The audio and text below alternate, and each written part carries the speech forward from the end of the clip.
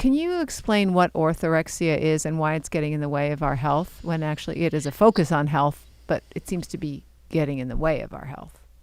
Yeah, so for a lot of us in the plant-based world, we've kind of thought, oh, orthorexia, that's just a label that people are putting on this, whole food plant-based movement that's trying to eat super healthy. But I've actually, in the last probably 3 months or so, run across and tried to help. I am still actively helping about 3 individuals who I would say are or who have orthorexia. And what this means is that they are generally people who had that personality type to become anorexic, where they're perfectionists, they do everything to the nth degree, and they have latched on to the plant-based rules very tightly. And so there's no oil, there's no nuts or seeds or peanut butter, heaven forbid, or so they're following the rules really, really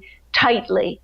And to the extent where, and I can say one of the people that I've recently been working with, to the extent where absolutely terrified to eat in a restaurant, because there might be a drop of oil or a teaspoon of or a quarter teaspoon of sugar, that there might be something in that food that would be not permitted.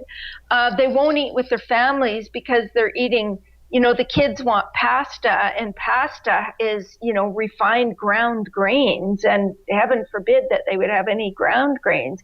And so they take it to the degree that it becomes socially crippling. But also, in all 3 instances, the people that I've been working with have a BMI of 16 or less. And that means extremely underweight. So where they're being told they need to go in to an eating disorder center for treatment, because they're going to die if they continue at the rate they're going. And so this is scary to me. And I think people really need to be careful of that. We want to be able to eat with our families. We want to be able to go to a restaurant once in a while and not worry about whether or not there might be a drop or two of oil in the food. It's just, we need to balance our healthy choices with a life that's sustainable and joyful. And I think that's just critical. You don't want to, you can imagine what it would do to a family if the mother of the family won't eat with the family.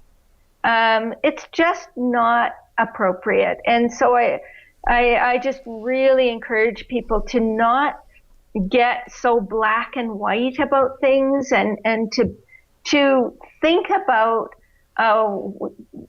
what is enjoyable and what is reasonable in their lives. So that it really is an issue that deserves some consideration.